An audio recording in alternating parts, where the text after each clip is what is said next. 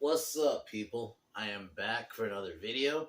We're back continuing on with the Texas Chainsaw movies. I got pretty much three more movies. I got this one, I got the really bad 2013 one next week, and then I think after that is like one called Leatherface, which I actually haven't seen.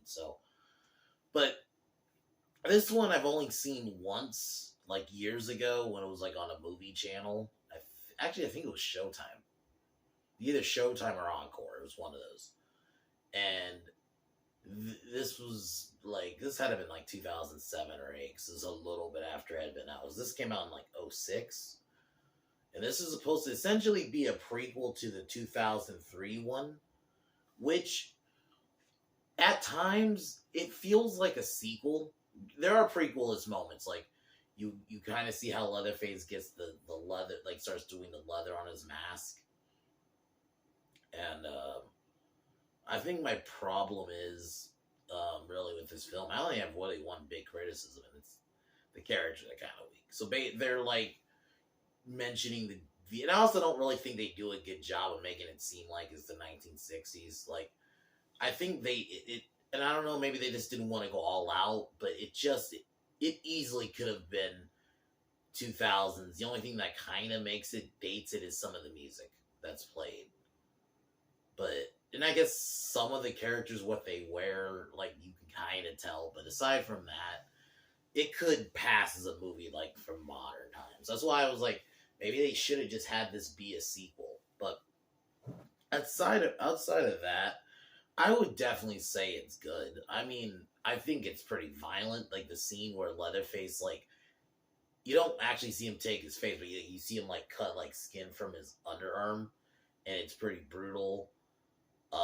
Early Ermey as Sheriff Hoyt, where we actually learn how he gets the identity of Sheriff Hoyt, and we get Leatherface's story, and I think the movie's paced pretty well too.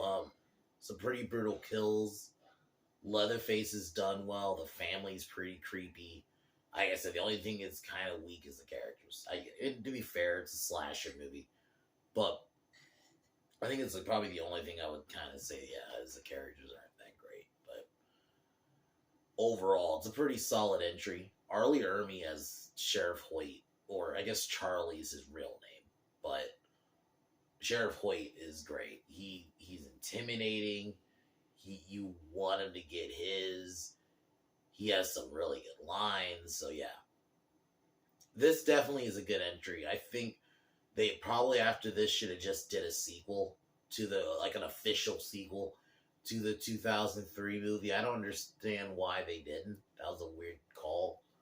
I don't know. Maybe this didn't do well, so they decided to reboot and do the 2013 one like we got. So I don't know, but yeah, overall enjoyed it though.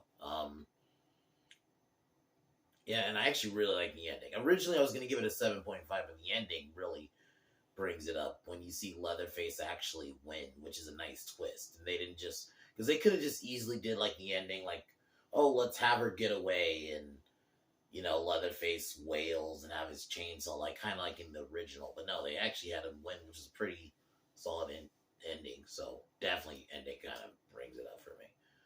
Tomorrow, I'm gonna be talking about my 10 best movies of 2022.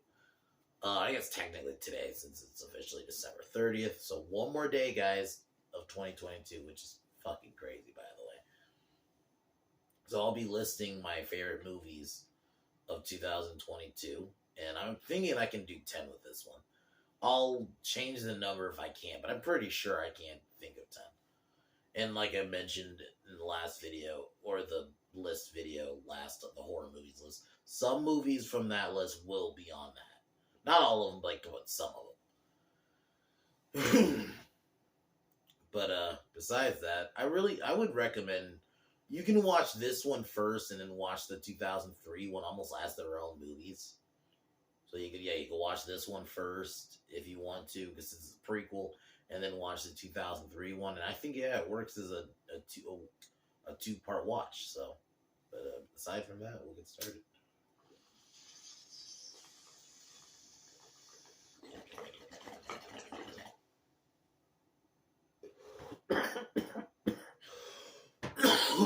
opens up, we see a woman give birth at the slaughterhouse.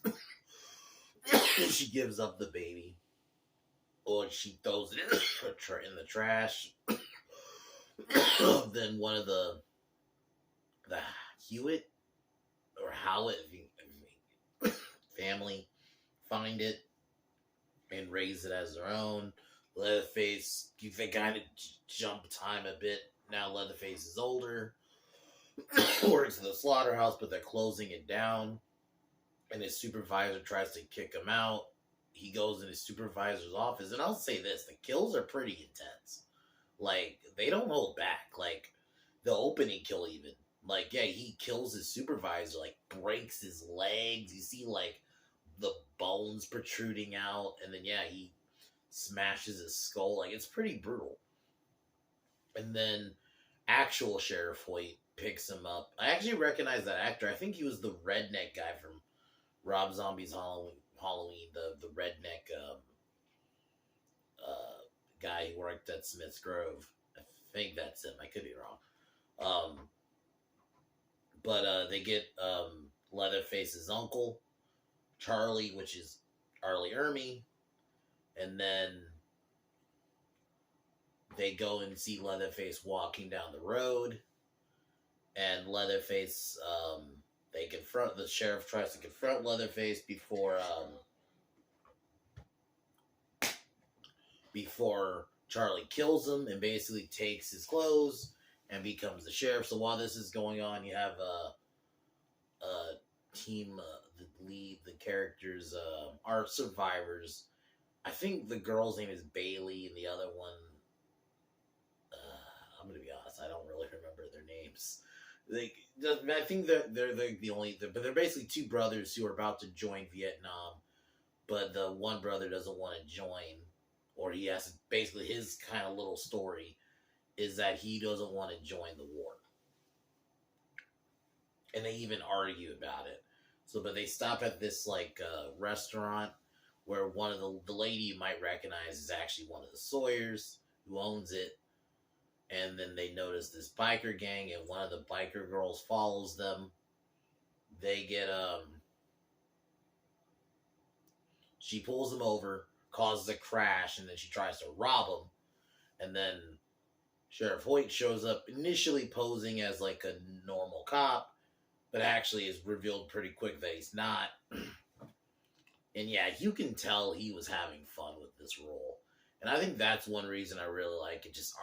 I love when an actor just chews up scenery. He chews up literally every scene he's in. I wouldn't say it, almost every scene he's in. And I even said this last time in the 03 movie. He really is almost scarier than Leatherface, and that's why you gotta have the Sawyers in these movies. Leatherface just doesn't work on his own. So I just think so you can have characters like him who's almost more batshit than him. So yeah, he kidnaps them. Besides the main guy's girlfriend, she gets, because she flown out of the car, and she stops one of the bikers and mentions that they took his girlfriend, who she was already dead. Literally the moment Arlie, I guess he's Hoyt now. Hoyt shows up, he shoots the shit out of her. So yeah, he takes her back to her house, ties the boys up, and the Bailey gets kind of done up, getting ready for dinner. And Hoyt finds out that one of the brothers, I think the brother's name is the blonde one, his name is Dylan or something like that. He ends up revealing that he was the one who was gonna dodge the war and dodge the draft, which, I think that's the only thing you can kind of tell that that he noticed the decade. But I think they could have put a little bit more work, at least, in making it I just think if you're gonna do a movie that's supposed to be set in a time period, put a little bit of work into it. It's just or maybe they should have just made this a sequel, and maybe, I don't know, maybe it was a case of originally they wanted it to be a sequel and then just decided to make it a prequel. But, so yeah, Hoyt tortures him, which is pretty brutal scene. He, beats the shit out of him with the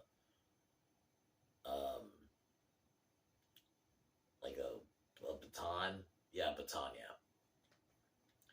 And basically forces him to do push-ups, and he basically said you can get out. And basically he beats the shit pool point. Like, knows, like, yeah, you're not gonna get up. So the other brother manages to get himself untied up, and they try to get out, but they end up getting caught in a trap, or the one tries to cause a distraction so Dylan can get away, but Dylan gets caught in a trap. And while this happens,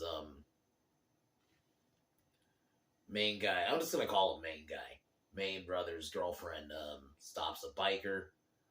Yeah, like I mentioned, and to get his girlfriend back, but he doesn't know that she's already dead. Like, you even see a scene where you see her legs, and then so main brother gets taken to Leatherface, and Leatherface starts torturing him. And this is the scene where you see him, like, get his skin pulled off. Like, it's pretty brutal. Like, this movie isn't holding back on the violence. So the biker isn't there. He agrees to help, but he's only doing it to get his girlfriend, and he even separates and tells her, like, no, I'm not. He's even like, fuck your friends. I'm gonna get my girl. Even if he doesn't know his girlfriend's dead already. So he goes in the house, shoots the uncle. Like, he's like the old one you just kind of notice in the background, sleeping in, like, his chair. So yeah, he gets shot.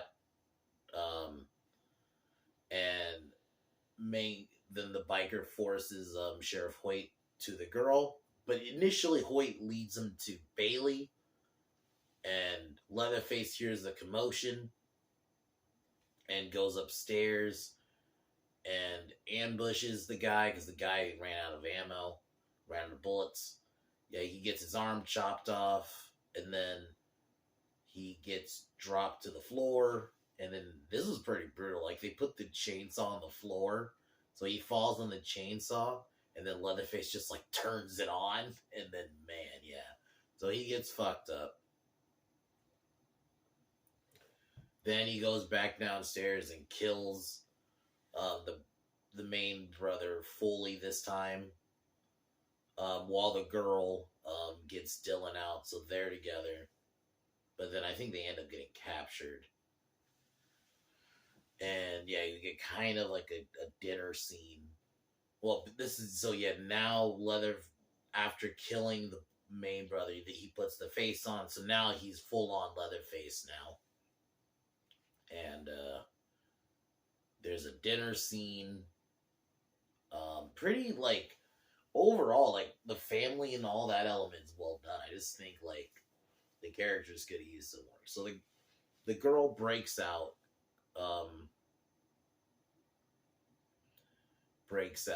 While there's a distraction, and there's a scene though where Ermey's just going on this, like, diatribe in that scene. It is so good. The way he's like, he plays it so well, man. And that's like, I mean, obviously Full Metal Jacket. It's like, he's just such a good character actor. He's another one of those that I really, really am happy he was in these movies, man, because he definitely carries these movies. Like, I love the 03 one, like, on its own, but I just think he definitely is a big part of that reason in this one too. He definitely, like, I would probably say this one specifically, he carries it on his own. Like, he's a big reason I'm giving it a really high grade. I really love him in this movie. I mean, besides, like, the violence, I think the violence is fucking crazy. Like, oh yeah, they kill the uncle. Yeah, they literally, like, because they guess they deem him, like, basically unusable, essentially. So they, like, he has Leatherface chop his legs off, and yeah, it's pretty brutal. So yeah, the girl breaks out, seemingly getting away, getting in a pickup truck, while Dylan, saves her. He saves her, giving her time to get away, and he gets killed, like, impaled on the chainsaw.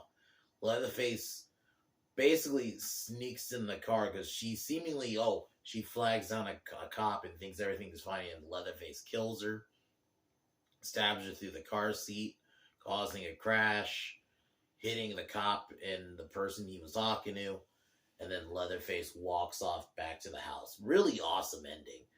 I didn't expect that ending. That's why, like, I kind of gave it a point. I gave it a point up because it was like, damn, that is how you do an ending. It's a nice twist ending, and I always want more endings of slasher villains winning. I think that's a new trope I want to start seeing more of. Is slasher villains actually winning? I think that can be a nice, interesting take on horror. Overall, really well done movie. Decent entry. It's a solid prequel. So yeah, like I mentioned, you can watch this and the '03 one on their own as a two-parter if you want to watch something. In my opinion, it has the brutality done right. Early Ermey is great. The family is great. I think the only thing is I think they could have did a bit more. Besides, like the only thing you know that it's in the '60s because they mentioned Vietnam, and some of the music they play. But besides that, they could have did a bit more there. And then I think the characters. Guess what? Like half of them I fucking didn't even remember. But yeah, it's a well done movie overall, though. This is why, like I mentioned, Leatherface needs the Sawyers. They're a great element to these movies. So yeah, all around awesome entry. So I would definitely say, I guess it's not just 3 good Texas movies. I guess I would say 4. I'll include this one. So, but it gets pretty much bad from here because we get that really awful 2013 one, which originally was supposed to be set in the '90s, but there's like cell phones in it, so the timeline's all fucked up. And also the end, in my opinion, has one of the worst endings to a slasher movie, where you have like basically your supposed final girl go, and I get she's his cousin, and I think it's Alexandra Daddario. I think she's a great actress, but she was awful in this. In general, it's just an overall awful movie, and that ending where she basically decides, yeah, I'm going to take care of Leatherface. And I'll go more into that when I review it. It's just such a weird ending. So yeah, it's not good. But aside from that, I definitely recommend Texas Chainsaw Massacre at the beginning. Tomorrow, I'm going to talk about my 10 favorite movies of the year. And I know there's been a lot of shit this year, like I even mentioned in my worst movies of the year, but there is definitely some good ones. I think that's why I do want to do this list, because like I do want to highlight the good, like I did last year. I think there is some good stuff out there. We just gotta really search. Unfortunately, aside from like pretty much my number one, a lot of it is just not IP based, which at the end of the day, that's not always a negative. Sometimes it's kind of going back to that old school way of movies where you get sometimes just these one-off movies that you watch once and then you're done. But aside from that, I'm gonna cheers, and I'll talk to y'all tomorrow.